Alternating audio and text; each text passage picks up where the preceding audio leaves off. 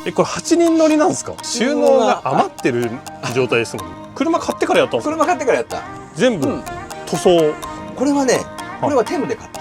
ガスなしの12ボルト専用みたいな。左側の方がちょうどここにエアコンが来るんですね。珍しい2段ですよね。LT キャンパーズさんに作ってもらったスペース。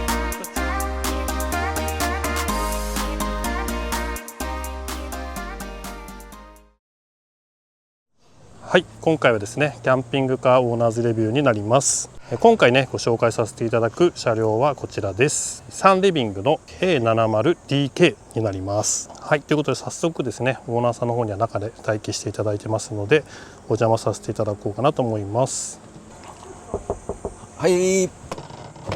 あ、いいですか？あ、どうぞどうぞ。すいません、お邪魔します。どうも。お邪魔します。あ、めっちゃ涼しい。じゃあすいません、お邪魔します。お願いします。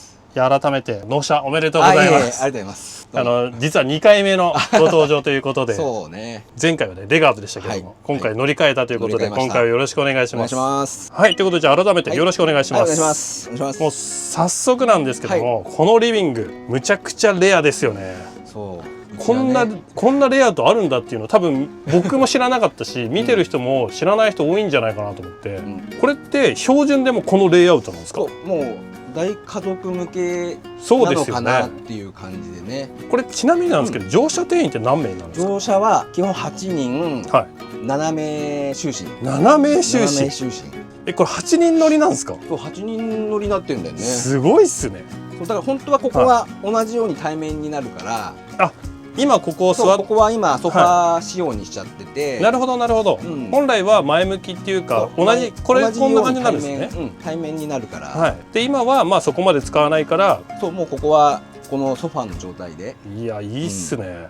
基本的にはこっち座る、シートベルトあって座れて、こっちもだからあるはあるんですよね。こっちもシートベルト、こっちもシートベルトあるし、乗ろうと思えばめっちゃ乗れるっていう、普通に乗れちゃう。すごいレイアウトですね。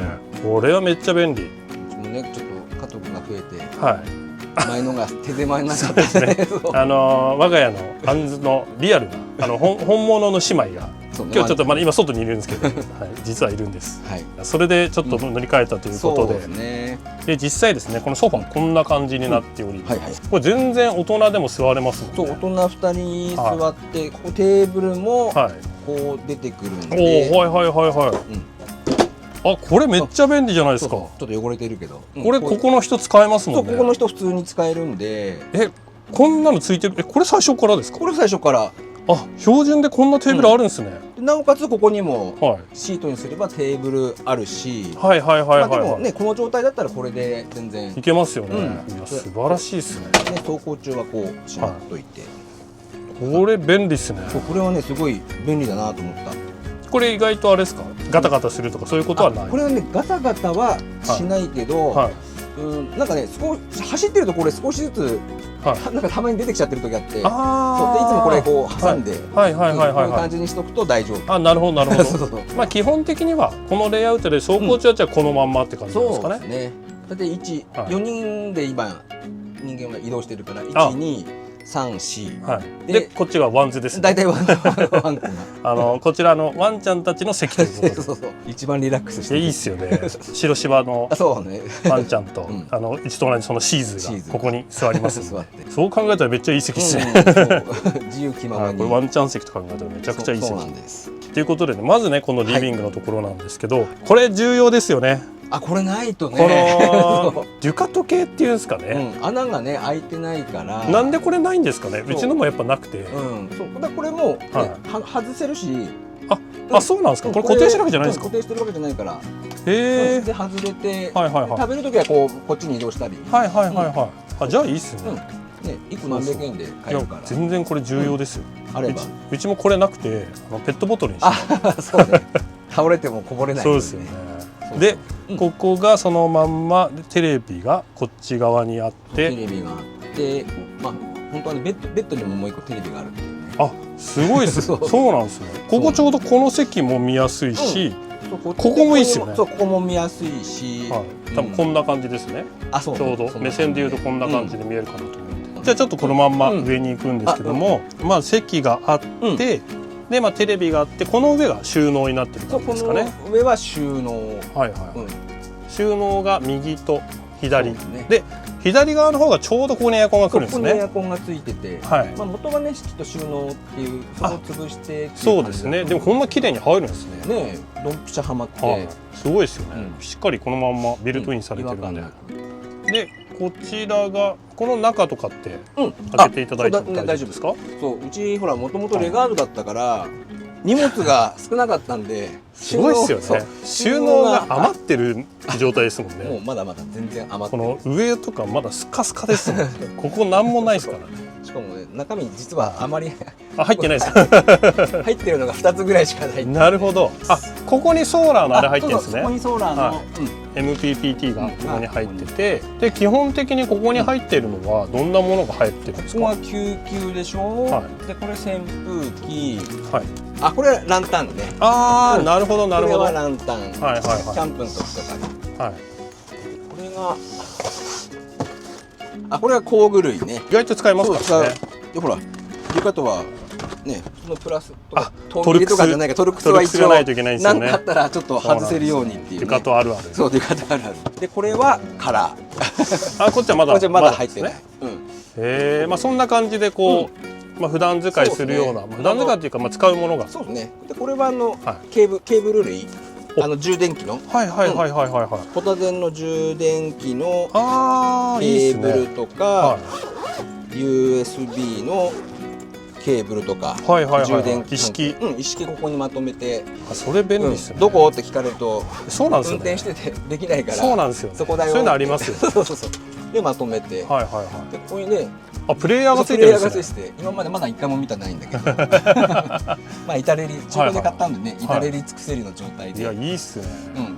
これもでもあれですね、ちゃんとダンパーなんです。ダンパーついてたよ。ね、サンライトもついてたでしょ。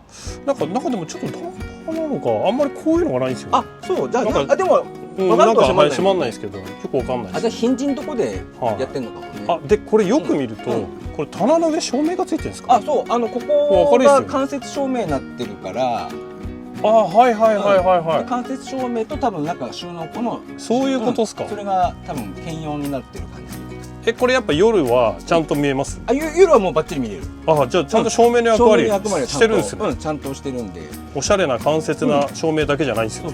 これはいいっすよね。多分これ標準、これは多分標準だと思うんだけど。こっち側が同じく収納。まだね。すごいですよね。入ってないゾーンがあるんですよね。うちでは考えられないです。もう無理くりねちょっとスペアのティッシュとかそういうの入れてるけど、これは僕も真似しました。あ、これね。これはレガードの時のやつね。真似させていただきました。同じようにやっぱ使ってます。じゃあこっちも同じようにまあティッシュとかまあこれ日用品というかですかね。使えるようなやつをはいはいはい収納してて。でこれちょっと上のスペースあるんですね。そうここね一応上はまあそんなにね大きいもの入らないけど、この車自分はね車の説明書関係結構ありますよね。説明書とかそういうのがあるからこういうやつを。これデュカトは本当にこれうちのもこれぐらいやっぱあるんですよ。どんだけ説明書あんのっていう。あっても読めないっていうね。あ、そうそうそう。日本語じゃないんですよね。日本語じゃないから読めないけど。そうでこれを出せるところに。はいはい。こういう感じで。それぐらいであれば確かに。そうケースを買ってね。そうこれで入れてやる。そうそうであれですよね。扇風機。うちもそれ使います。そこにあります。ここねやっぱちょっとちょうどいいですよ。来るのがね暑いねって話。これって何ですか？これはねスピーカー。あ、これスピーカーなんですか？こことここについてるの。へえ、面白いっすね。これスピーカーなんだ。後ろよく聞こえるみたい。でしょうね。こんだけこんだけあればいいっすね。ね、カムロードと違って運転席も変えてあるのかな。なんか音響はねやっぱカムロードと全然違ってちゃんとしてるなっていう。あ、そうなんですね。なるほど。あ、スピーカーそっち側にもちゃんとついてるんですね。上にもついてて。でこれを上まで行くと今度照明とあとこのルーフですよね。あ、これね。スカイルーフ。そうそうそう。やっぱ明るいよね。明るいっすよね。なんか昼間の照明いらないっすもんね。そうそう。昼間はね今ちょっとつけてるけど明るいから全然。そうっすよね。いらない。ただ夏暑いっすよね。夏は暑いからちょっと閉めてね。こんなに暑いんだってぐらいなんか暑いっすよね。あそこもでかいですね。前ですね。ちょっと後ほどまたバンクを紹介させていただきたいんですけど、あそこもでかいです。でかい。これ照明自体はこの真ん中のこれも標準ですか？これわかんないな。まあ買った時にはもうついてたんですよね。買った時にはもうついてたんだけど、でもこれは多分なんかでも配線引っ張ってあるから後付けなんですかね。後付けかもしれない、なんかちょうどいいところにありますよね。そうだからね、やっぱここまあ中古のいいところだよね。ちゃんともう、多分後ろのそのね照明、これからやるかもしれないけど、ああそうですよね。これも後付けですよね。そうやっぱ明るさとかはもう全然もう問題ない感じでこのまま使えちゃう。ここの絵がすごいですね。こんなレイアウトなんだ。そうやっぱね、うち犬入れるとね、4人いたと2匹だから、やっぱこれだけ広いと全然違いますよね。でちょうどここにね見えてるこのバンクのところですね。ここにベッドがあるんで、いやこれだけ高さがあるんで全然使えるバンクベッドなんで、荷物置きとかじゃなくて人間がちゃんと寝れますもんね。これがねすごいこの車のめっちゃいいとこだなと思います。はい、ということでね、今くるっと回ったんですけど、実はこの車後ろもありますので、今僕が立ってたのが実はこの玄関のここなんですよね。でここの席のところを紹介させていただいたんですけども、ちょうどこの後ろです、後ろがこんな感じになってます。めっちゃ広いです。でキッチンがキッチンがここですね。ここね。今回はねうちの奥さんが車で料理したいってことで、ちゃんと使えるレンジが欲しいってことで三つ口で、これって着火はこれはね着火はもうこのボタンに自動着火ですか。そういいっすね。じゃああれいらないんですか。着火もいらないですね。配置もちょっと違うもんね。そうですね。これ横並びっすもんね。珍しいですよ。結構こういうレイアウト多いじゃないですか。多いけどこれは横並びで、こっちも一体になってるもんねこれね。確かにそうっすね。一体型っすね。これ結構やっぱ使われます。そうだからこの車に乗り換えてからは、キャンプ行った時もうちの奥さんここでもでプロパン使えるから火力もそこそこあるし、もう普通に料理できるみたいなんで。じゃあもう結構今回からはもう使われてる感じですか。でもうねお湯も沸かせるからコーヒーもここですぐできるし。なるほど。前の時はねカセットコンロ置いてっていう感じだったから、レガード時代は。でね子供とかいると危ないからガスじゃなくてポットでお湯沸かしてた。やっぱそうなりますよね。これだったらねこっち使ってお湯沸かしてコーヒー入れられるかなっていう感じ。いいですよね。一応ポットも積んであるけど夜間に最近は移行しつつあるという。うちも実はそうなりました。うちもだんだん夜間になりました。一応ケトルあるんですけど夜間が多いっすね。そううちもそう最近ちょっと変わってきた。そこはねやっぱ使い方としてね。で上ここに電子レンジがついてるんですか。そうね、うちの多分これも前のオーナーがきっとここにつけてもらってって感じ。そうか棚ですもんね。そうここはきっと基本的に棚で電子レンジがあって、一応収納にも使ってる。やはりそうですよね。ここは同じかなっていう。やはりこうなりますよね。なるよね。でこっちは普通に使えるんですね。こっちも普通にコーヒーセットねこういうのを使ってとか。いいっすね。でキャンプの時はねすぐ持ってそのまま外で。これ綺麗にスタッキングするんですね。そうこれ4人分使えるからさ。これどこのだっけな。いい感じでスタッキングしますね。カリタのやつね。カリタのキャンプブランドとかじゃないですね。普通のコーヒーのブランドで。これはだからそう4人分一気に。このケースに入るのいいっすね。そうこれもまた見つけてそうちょうど入るねっていう。俺そのまま持ってきますもんね。でキャンプの時このままパーッと持ってけるし。そうね。ルール知ってますよね本当にこういう技をいっぱい。これがカラトリーっていうかあれになるのかな。これもまたキャンプの時にすぐ持ち出せるように。一式入ってるんですね。一式こういうの入れて外に出せる。車の中でもね使えるし。でこれもさっきと同じようなケースにしまってなんか入ってるね。見せられるものかな。これコップ関係ね。これもレガードに積んでたやつをそのままここにちょ移植でっと入れてって感じ。こっちは空でした。まだじゃあそこはここはまだ改善の余地がまだあるんですね。まだ入りますという。これもだからドンピシャハマるのを IKEA で見つけて。いやそうなんですよね。これ見つけるのが大変なんですよ。サイズを測って。これも IKEA で買ってきたやつで、まだこれもまだあんまり入ってないね。これから何を入れようかっていう感じで。いやでもいいっすよね。ちょうどなるほどそうやって重ねられる。重ねられてでちょうどもうドンピシャハマって、はいはい、やっぱね走ってると音がするのがあんまり好きじゃないから、はいはい、どうしてもドンピシャハマるやつをこう、そうですよね、探してきちゃう。戻しないですもんね。じゃあ上はまあ収納と電子レンジで、これ立てかけられるんですよね。そう、これはね IKEA で買って、これそうなんですか。じゃあこれ車買ってからやったんですか。車買ってからやった。そうなんですね。これもほらドンピシャ幅もちょうどぴったりだし、ぴったりですね。こういうやつなのかと思いました。そういうわけじゃないですね。これ後付けなんです。後付け自分で。でこういろんなこういうのが別売りで売ってるから、なんか家のキッチンみたいです。そうそこ、ちなみにそこもね。これもっすよね。そうさっきも気になったんですよ。これも標準なのか。標準じゃなくて、それも IKEA のちょっとやっぱサイズがちょうどいいやつ探してあったんで、そうなんですね。でかけられるように。でそれのキッチン版なんですね。キッチン版。へえ。そうでここね、洗ったものをここにこう入れて、さっきのこれもそうなんだけど、洗ってここにちょっとしばらく置いて乾かしてとか。はい。これも実は IKEA のやつ。これ水切りですか。水切りのやつ。ここからで流せるってことですか。そう。これなんかスマートですね。なんかこれなんかぴったりでしょ。確かに。この幅がこれもドンピシャっすよね。これも見つけて。この既製品ですよ。ドンピシャ。じゃあ結構じゃあ今回はもうガスも水も。前もね水は使ってたけどガスがなかったから、でもまあ今回ガスあるんで、また料理もできるし、お湯も沸かせるしって言って。そうですよね。両方いけますもんね。ここはいいかなって感じ。でこれもちゃんと下にも収納があって、これ上からじゃ上からやってみます。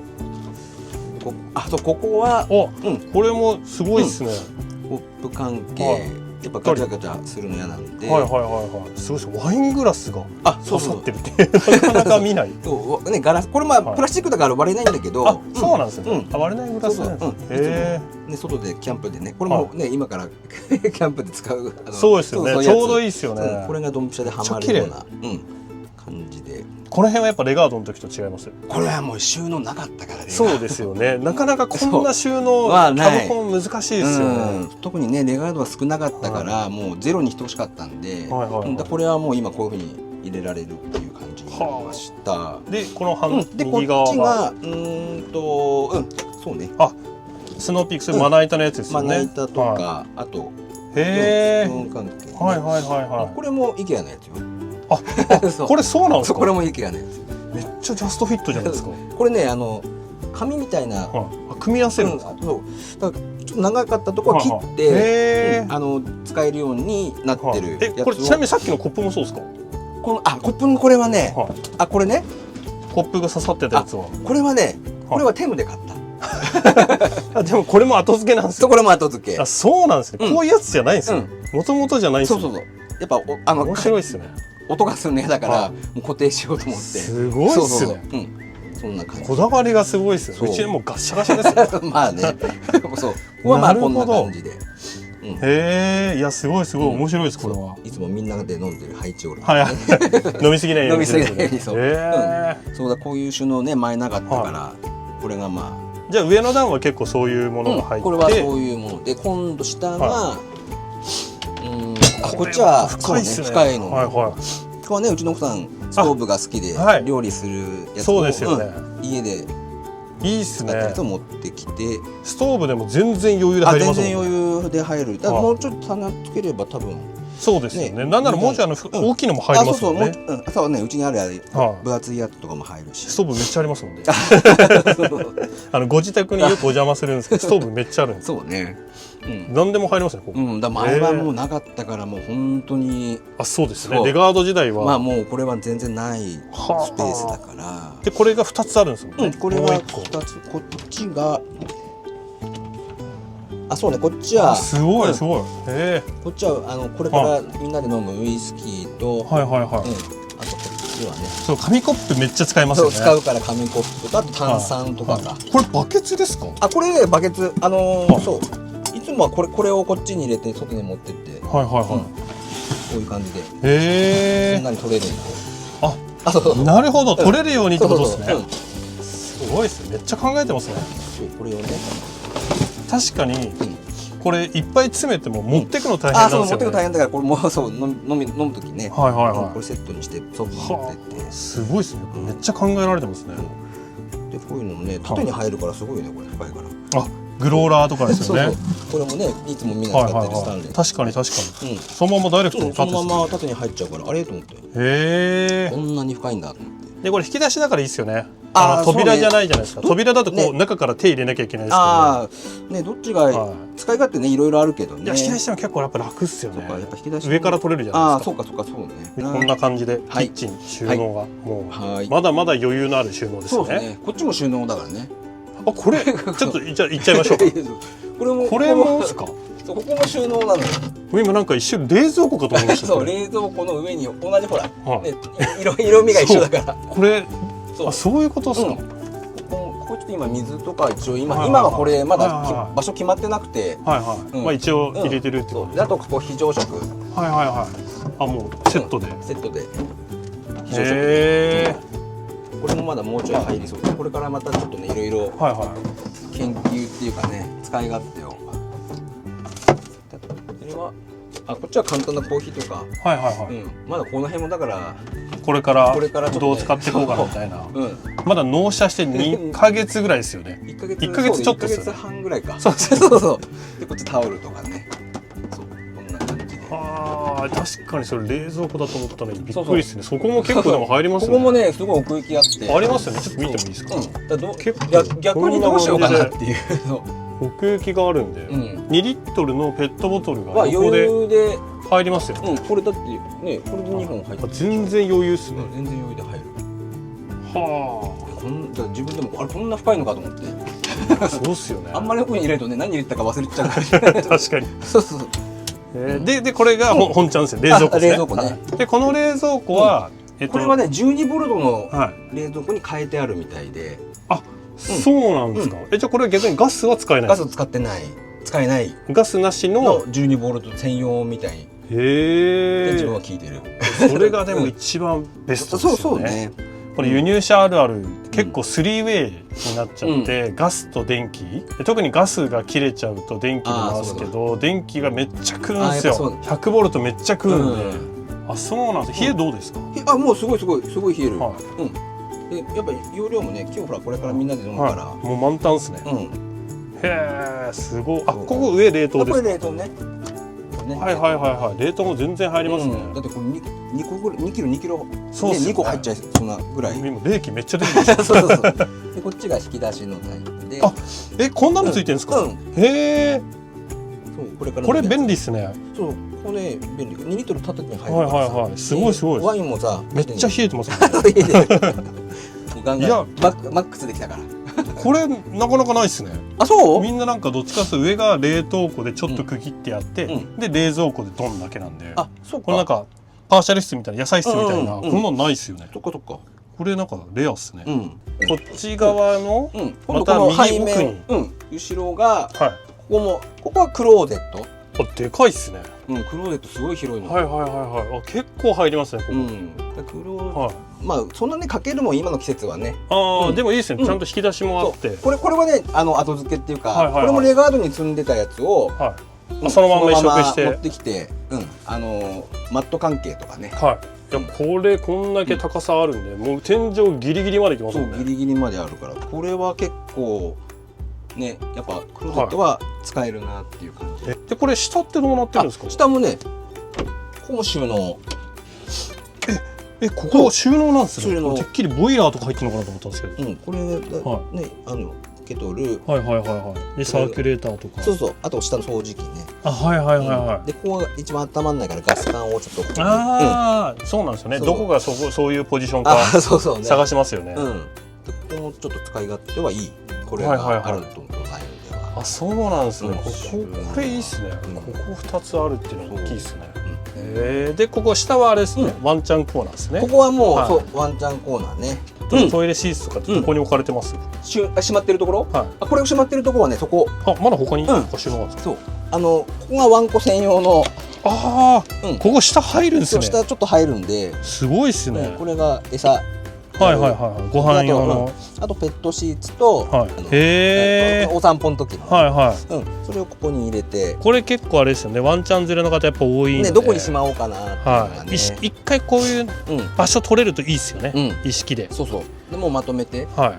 ありがとうございます。これは結構参考になるかなと思います。収納で。そしたらですね、ちょっと先ほどから見えてて、この部屋なんだろうっていうのがここに実はありますよね。この部屋行ってもいいですか？この部屋行ってもいいか、開けて大丈夫かな。一旦確認します。大丈夫です。大丈夫です。じゃあここ行っちゃいます。じゃあここはガバッと開けて。これマルチですよね。これはねマルチルーム。ここはオリジナルのマルチルームではなくて、前のオーナーが多分 LT キャンパーズさんに作ってもらったスペース。ちょっと違うんですよね。そう、ちょっと違う。純正とはちょっと違くて。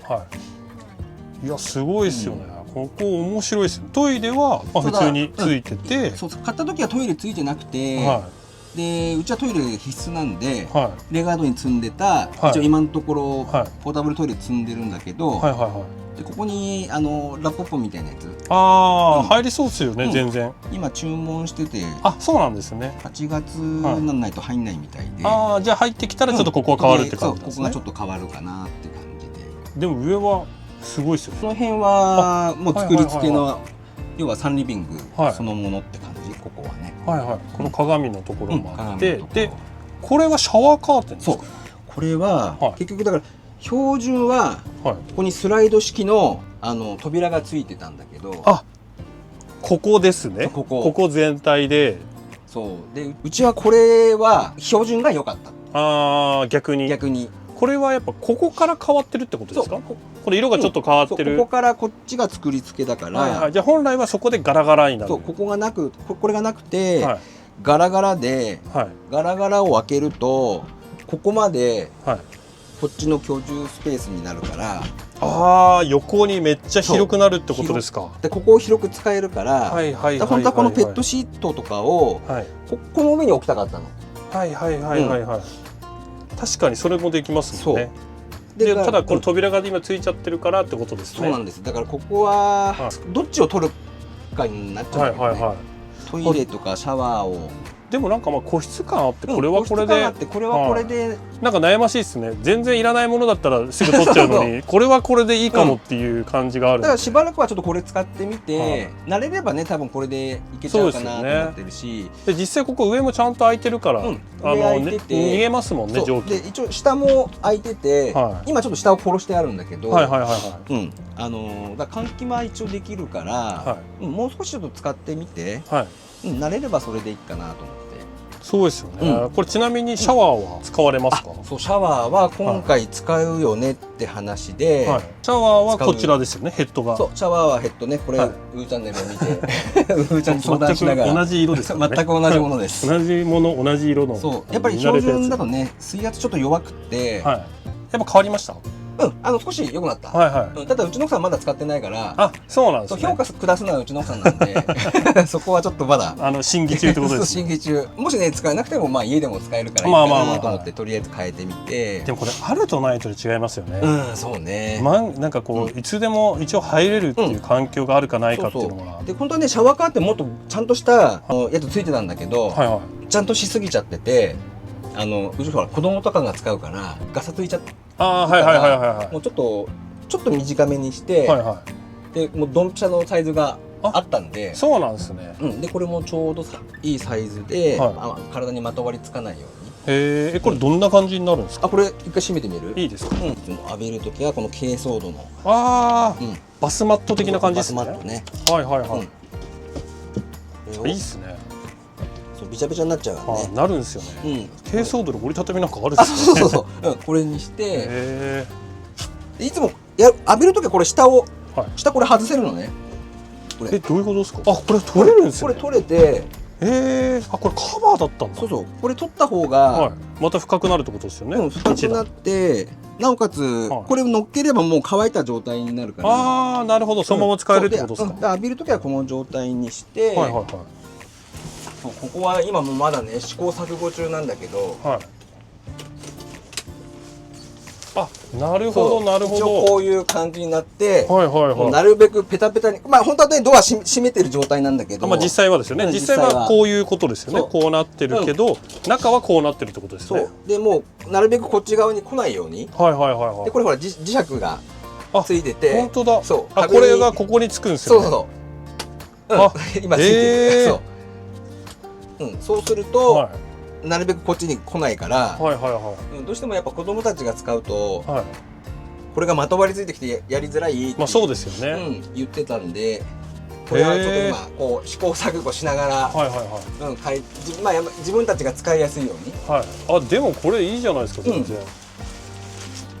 しまう時も楽ですもんね。しまう時もね楽。拭くのもそこだけさーって拭いちゃえば。そうで、そう壁じゃないですもんね。これだと拭いて、一回ちょっと開いといて、でこれファン回せば。これマックスファンついてるんですよね。そう、マックスファンがついてるから。これレアですよね。輸入車マックスファンってほとんどないですよね。書いてあるのかな。これ多分そうですよね。後付けでちゃんとしますね。これ1個ついてればちゃんと換気できますもんね。どこでも。から乾くのはねすぐ乾く。いやこれはいいですね。そうだからこれはねここちょっともう少し使ってみて。まあ今のところはこの形で。そう今のところこの形で結構ねほらうち温泉結構好きだから。そもそもあんまり使わない。意外とあっても温泉に行きたがるっていう。なるほど。そう。これちなみに水って何リッター入るんですか？水がねこれ90。はい。90のボイラー20だから110。ああなるほどなるほど。で排水もじゃあ90ぐらい。排水85だじゃなかったかな。85なんですね。そこまでまだ使い切ったことないんだけど、確か85だったと思う。いやでも110入れば基本的に1回は絶対いけるんで、家族全員でも。でこれがねトイレが位置が高いから、こういう足場がないと。それはそういう用だったんですね。確かにこれ何用なんだろうと思ったんですよ。これが盲点だったの。下が上がってるじゃん。そこの上にポータブルの置いてあるから。これでも下ってあれ FF ですか？あれ FF。そうですよね。の吹き出し口が出て。じゃあ乾燥はそこでいけるし、冬のシャワーも全然寒いってことはない。いけると思う。そうですよね。なるほど。ここがねこの車の特徴的な秘密の部屋ですよね。いやありがとうございます。こんな感じになってるんですね。そしたらですね、ちょっと内装の最後でこのベッドを見させていただきたいんですけども、まずこの一番後ろについてる2段ベッドですよね。2段ベッド。うちの車と同じく珍しい2段ですよね。多分自分がもう散々探した中で、うちさんちのサンライトとこのサンリビングのこの2車種しか多分国内ではそうですよね。そう輸入車のやつがないんじゃない、入ってきてないんじゃないかな。そうですよね。こんな感じでやっぱうちもね2段ベッドが良くて、ここはいつも自分がねそうなんですね。寝てるところで上で。あれなんかここ天井高くないですか？高い？なんかうちの子なんか天井が高いような気がします。こっちが狭いのかな。そういうことですか？わかんない。どうだ。確かにそうかもしれないです。そうか、じゃあでも窓ついてるんですね。そうそう、後ろのね窓がここついて明るいし、ここ上も開ければね。明るくなるからね。そうなんですね。輸入車ってその明かり取りがいっぱいあるからいいですよね。そうだよね。やっぱちょっと明るいよね。これでもすごいですね。上と下でめちゃめちゃ色対比してますね。これシート？そう。これはねあれなのよ。これもイケアだよ。そうなんですか。そう。上はめっちゃなんかもう見るからに男の人とかってそうね。下が見るからに女の人って。これ娘が寝てるから。そう。娘用のスペース。そう。これもほらイケアだとねちょうどいいサイズがあって。これ85の210なのかな、サイズが。でこのカバーが80の200用。じゃあもうほぼドンピシャだから。それでね夏場はちょっとこれね薄めのやつで。なるほどなるほど。で冬場もまたそれ買い替えれば。冬場もいけないから買おうかな。いやいいっすよね。ぴったりっすね。ぴったり。ここもじゃあ2段とも使いつつこのメインの方ですね。一旦これ逆にしまうとどんな感じなんですか？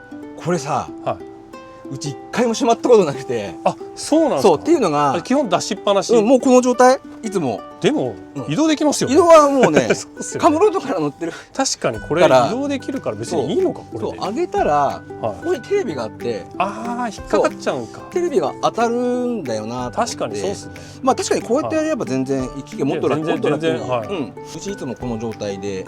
じゃあもう基本は下げっぱなしってことですね。うちもう本当ね下げっぱなしで、ラダーがこれがないと登れないっていうのがやっぱ高いよね。そうなんですよね。高いんですよね。そう。逆に自分は一回もこの上に上がったことが今までないです。あ、そうなんですか。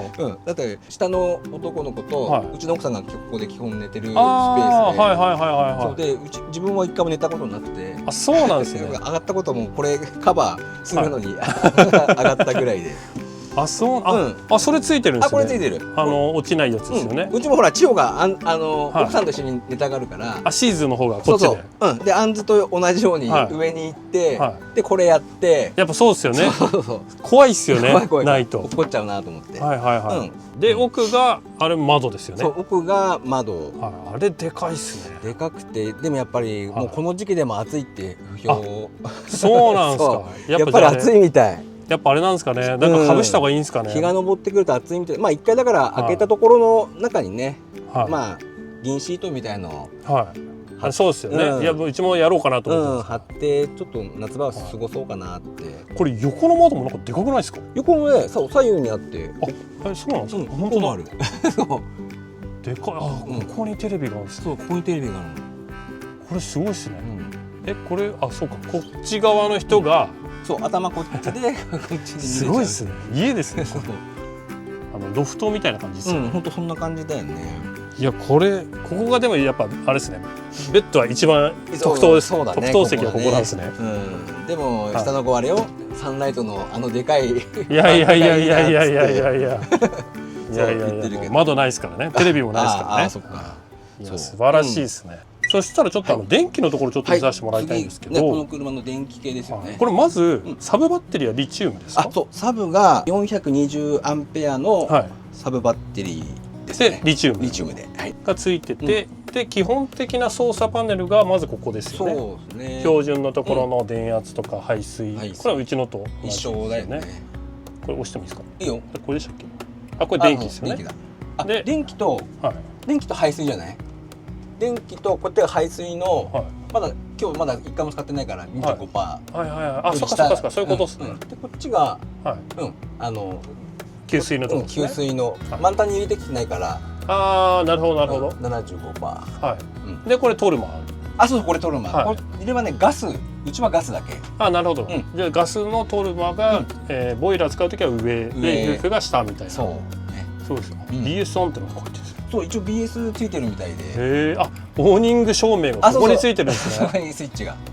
でこっちがシガーソーケットのこれ100コンセントですかね。でこっちがね、普通のあれだよね。あ、そうですよね。シガーソーケットですね。でインバーターですね。インバーターね。こっち下にそこ。これがボトロニックですよね。ボトロニックとあとは電気系で中の電気照明ですね。とあと下のステップのところね。ステップのあれ昇降ですよね。ここが一応じゃあメインのスイッチ関係になるんですね。であれですよね。ポタ電もポタ電もうちのがブルーティーのこれは AC200P。200P と B230。もうこれはあれですよね。拡張で。拡張で使ってます。でこれは電源自体をインバーター入れ替えるような感じですか？室内のと。これはこの車のこれちょうどこれ今ですか。これをつなぐとつないで車のコンセントにつなぐ。これですか？つなぐとポタ電から電源供給されるようになります。外部電源的な感じになるってことですよね。これがポタ電が外部電源と同じような状態になると。で順番で言うと外部電源、ポタ電、インバーターの順番で入るから、そうだから車中泊の時エアコン使う時は先にポタ電から引っ張っといて、でインバーターの電源だけ入れとけば、ポタ電切れると今度インバーターに切り替わる。つけっぱにしとけばサブバッテリーに切り替わるから、便利ですね。そうすればまあ一晩はね、全然余裕ですよね。問題なくいけるかなと。でここにコンセントついてるんですね。そう、ここにね面白いですね。ここに2つついてて。そう、でこれがねリチウム。ここにバッテリー入ってるんですか。ここにリチウムが入ってるの。こっち100ボルト使えるし、こっちがそのさっき言ったポタ電の入電。それが向こうにもついてるのね。やっぱね、前のオーナーはその辺やっぱこういろんなきちんと考えて本当だ。使える感じ。へえ、2口あるんですね。そこにも普通にコンセントもあるし。そう、コンセントもそっちにね。確かにここが一番使うんですよね。この座るところが一番。そうだよね、きっとね。で今はこのちっちゃいのをテーブルの上にだいたい置いて、携帯電話とかをね、充電ここで。ちょうどいいサイズですね。色も一緒ですよね。テーブルと同じ色で。こんな感じでいつも使ったりはして。へえ。なるほど、使い方いいですね。小さいのと大きいのでこう使い分けるってことですね。設置がねまだ定まってない。いやでもなんかベスポジな感じじゃないですか。多分この形になるかなって今のところ思ってるんだけど、もうちょい配線きちんとやって、であとはね Bluetooth のチャージャー2をつけるかつけないか、今ちょっとこれからね夏場なんで。でも結構充電バリバリですもんね。充電どんぐらい入るのか分かんなかったんだけど、本当さっき来る時に100アンペアぐらいで充電してるから、エアコンつけてて走っててあれ100も入るのと思って。いやすごいですよね。それがびっくりしちゃって。家庭用エアコンだからそんなに確かにむちゃくちゃ食うってことはないのかもしれないですけど、とはいえですよね。冷蔵庫も使ってから10アンペアぐらいは多分確かにそうですね。冷蔵庫使ってますもんね。変な話、普通にこれインバーターで充電してもいけちゃいますよね。それもいけちゃうのかって本当逆に思ってて。そうですよね。チャージャー通さなくても、家出た時にサブバッテリー満タンになってれば走行中でいけそうですよね。走行中ね、ポタ電充電めっちゃ優秀ですよ。半分ぐらい分けてほしいですよ。そう、それがねちょっと意外にやっぱね使ってないと分からないところがいっぱいあるなと思って。いやもう悩ましいですね。じゃあ今のところ充電問題は特にない。今のところはない。悩ましいですね。今のところないですね。外装の方ですね、見させていただきたいと思います。実際中と外比べるとまたちょっと雰囲気違いますよね。で、外装ですけどもこれ全部塗装。そう、これ多分前のオーナーがステッカーを剥がした時にステッカーの跡が残っちゃうっていうんで、なんか塗り直してるみたいですね。すごいっすね。全部これもだからここもみんな塗り直してるってことですよね。ツヤはね結構いやすごいです。めっちゃ綺麗ですもんね。こんな感じで全部塗装というこんな感じです。すごい綺麗。真っ白です。このステッカーはこれは多分LT さんのオリジナルのステッカーだと思います。これはじゃあ LT キャンパーズのステッカーってことですね。サンリビングっていうか LT のやつですね。でこれはここバケッチいいですか。トランクがトランクが大丈夫かな。大丈夫ですか。多分大丈夫。こんな感じでまだ全然余裕です。まだね余裕。これあれですか、キャリーカートみたいな。これはそうキャリーカートで、これも普段積みっぱなしにしてて、犬とかねたまに引っ張って乗っけて。全然余裕ですね。ガラガラじゃないですか。これがエアコンの室外機が下にあるから、これが室外機。これかさ上げしてあるみたいで、その分狭くなってるみたいだけど、でも全然収納力的には。そうなんですね。いやこれが2段ベッドの下ですよね。ベッドの下下段の床。で向こう側も扉があって向こう側からも開けられるということで、これがね先ほどの見たところの下の部分になります。で、こっち側がこれがあれですかね、ガスのタンクですよね。ここがプロパンガス庫でトイレの元々のやつですね。そう一応扉はついてて、でガスの出口ですよね。ドラマの出口。これなんで3つついてるんですか。これはね、これ外部充電でしょ。これが給水。これはわからない。でもなんか電気っぽいですね。本当だ。これなんですかね。よくわかんないから。これなんか挿して使うのかな。これ説明の時もここは使わないですって言われたんで。めっちゃラフですね。そう。ここは使わないって。でこれあれですよね。ウインカー。これねウインカーちょっとこの間見せてもらったんですけど。ちょっと黒く統一したいなと思って。おしゃれですよね。つけてみましょうか。やこれこんなのあるんだっていう。そう見つけました。これ一応ぴったり。これぴったり。あ、もうじゃこれ専用品です、ね。片側5分で交換できます。へえ。でもうちょっとでこのバイザーも後付けですよね。ね、これなかなかいないですよね。なかなか探しても出てこないもんね。ちょっと小技が多い。少しずつこれから外装は少しずつ改造してきます。こんな感じですごい綺麗です。ちなみに今反対側でキャンプしてるんですけど、こんな感じでオーニングもついてますので。そうですね。オーニングもでかいですよね。でちょうどうちのと同じサイズ同じだったね。本当ですよね。ぴったりでしたね。ちょっと簡単なんですけども、外装の方になりました。じゃあここからね一回ですね中の方に戻っていきたいと思います。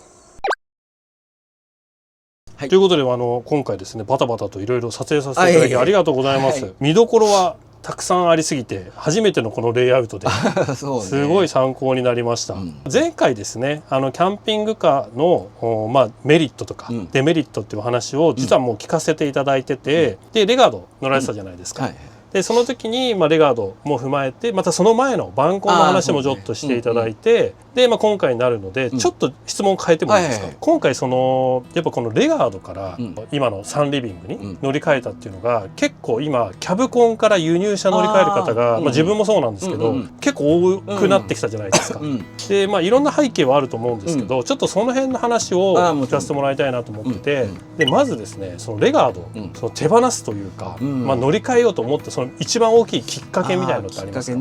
そうレガードはもう買った時はもう一緒乗ろうと思って買ってて、で実際に8年10万キロ乗ったのかな。自分過去にそんなに長く乗った車1台もないんで、手放したことは手放したんだけど、不満点は全然なくって、すごく気に入って乗ってました。やっぱそうですよね。なんかその印象が強かったんで、もう大好きな車なんで。ただやっぱりそのね子供のサイズがねもう大人のサイズになってそうで大人4人です、でねワンコが1匹増えて、ワンコのサイズがねちっちゃいけどやっぱり人1人分やっぱり取るので、かつレガードの時はやっぱ収納がやっぱりね室内の収納少なかったんで、そうするとやっぱり荷物がどうしても室内に置かなくちゃいけない、で例えばトイレ使いたいと思ってもマルチにが使えるから使えるよねって思ってたんだけど、そこに荷物を置いちゃってるから使おうと思ったら一回出して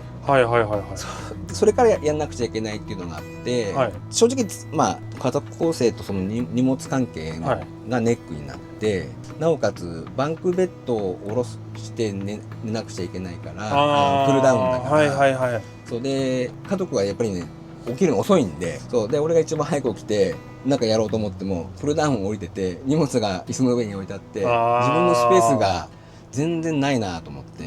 そうですよね。確かにそうか、そうなっちゃいますよね実際は。それでねワンコがこの辺で寝てたりすると、どこに座ったらいいんだろう、起きたら座れたらいいんだろうってなっちゃって、オフ会とかだったらね朝起きればもう外でみんなが集まってるからそこで喋ってればいいんだけど、旅行とかになるともうちょっとこれ大変だなと思ってて、ちょっと出かけるのが億劫になった時期が半年ぐらいあって、そう思った矢先にそのタイミングでうーちゃんとの話だったから、確かにそのタイミングでちょっとうちに寄っていただいて、たまたま全然ね関係ないあれだったんですけど、違うイベントに行く前にね、そうですよね、で話してて、でその日実は僕が契約した後で、こっそりまだ納車する前だったんですけど、実は買ったんですよねって話をして、そこから早かったですよね。そこからは早かったね。納車時期あんま変わんないですもんね。そうね、もう1ヶ月ぐらいしか多分違わないかもしれない。そうですよね。じゃあやっぱレガードがなんかこうトラブルがあったとか、そういうあれではなくて、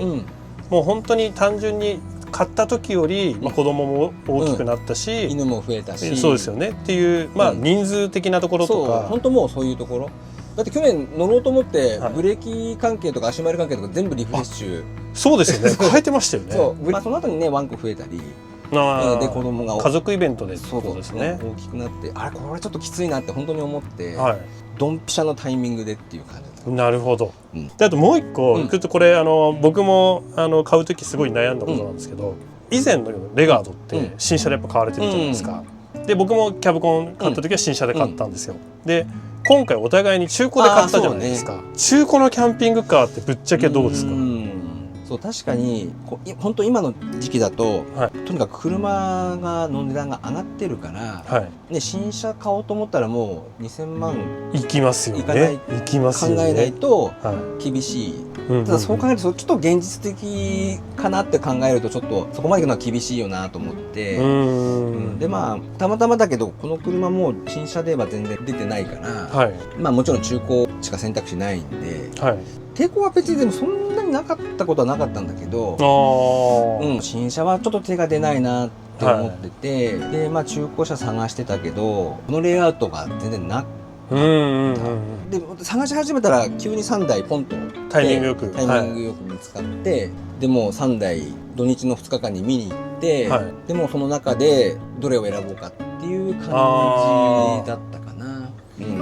いやそこなんですよね。多分これ見てる方の中にはそこ気になってる方いると思ってて、やっぱ中古のキャンピングカーって種類とか、台数はそれなりにあるじゃないですか。それなりにあるけれども、本当に中古で大丈夫なのかとか。それはねやっぱり特にデュカトだと、なんかイメージ的にも壊れる。ありますよね、ありますよねっていうイメージがやっぱりどうしてもつきまとうと思うんで、そこってどう払拭しましたか？そこはね、どこで買うか。いやそこが多分みんな気になってると思うんですよ。ビルダー問題ですよね。そうにもうあるのかなと思って、今回見た3台の中で、まあもちろんこれよりも安いのもあったし、これよりも新しいのもあったし、ただまあ家族とも話をして、でまあ最終的には自分で決めるんだけど、どれが一番安心かなって思った時に、まあきちんとこういうメンテナンスをもう前のオーナーがやってます。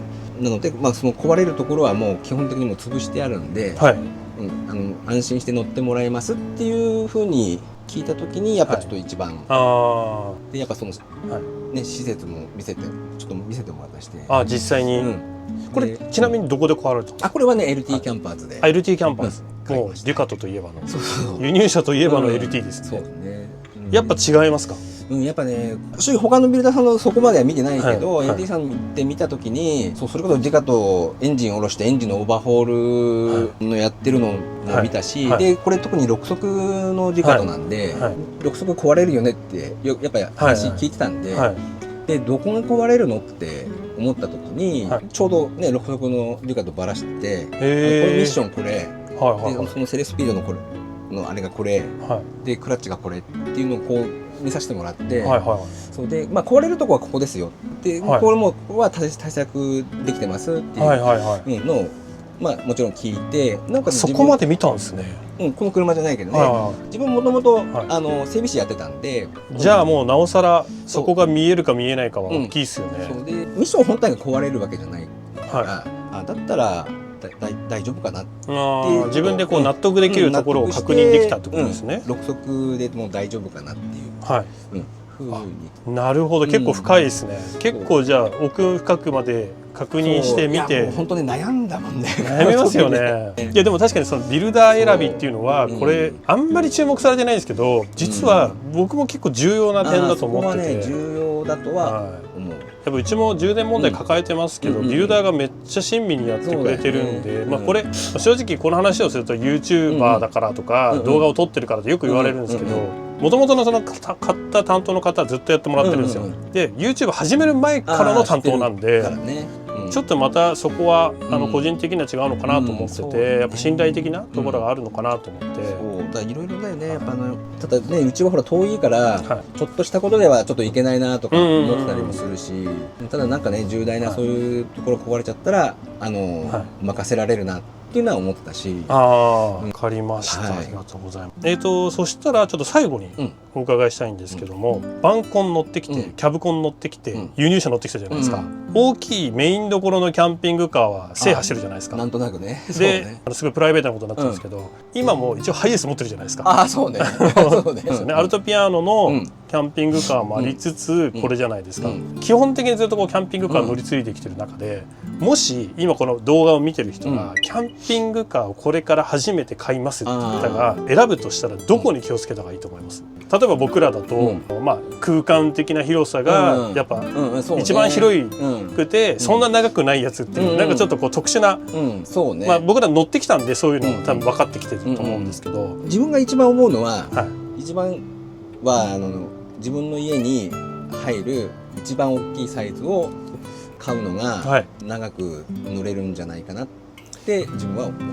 これは真理ですよね。これは本当に乗ってこないとわからない話ですよね。そう最初買おうかなと思うとやっぱり子供と遊びたいとかね、はい例えば犬をどっか連れて行きたいとかあると思うんだけど、子供はやっぱり成長するし、犬も成長するし、ね、もしかしたら増えるかもしれないし、その時にやっぱ大きい方が余力がやっぱり最初あるし、あとはねやっぱ特に今はもうリチウムがだいぶ進化してきて、安くつけられるし、そうすると今度エアコンもつけられるし、そうなった時にやっぱ大きい車の方がトータルで見た時にスペースもあるから後からもつけられるし、ね、もうついてる車もやっぱあるし、そう次はね例えば子供が育っちゃって、もうちっちゃくしようかってなる時ぐらいでもね、ちっちゃくなるとか、そうですよね、だからやっぱ最初にね大きい車の方がいいような、特に家族の方はそうですよね。家族だったらもう本当ね子供の大きくなるスピードって、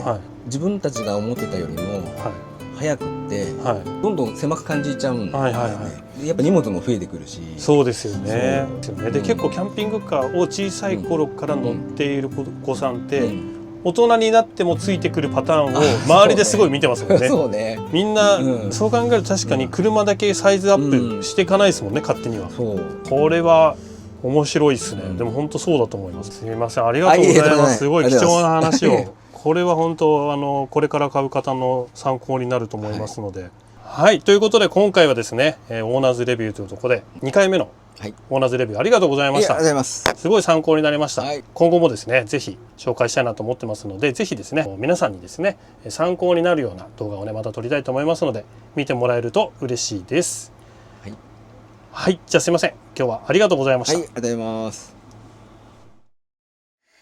チャンネル登録よろしくお願いします。グッドボタンもしたね。じゃあまたね、バイバイ。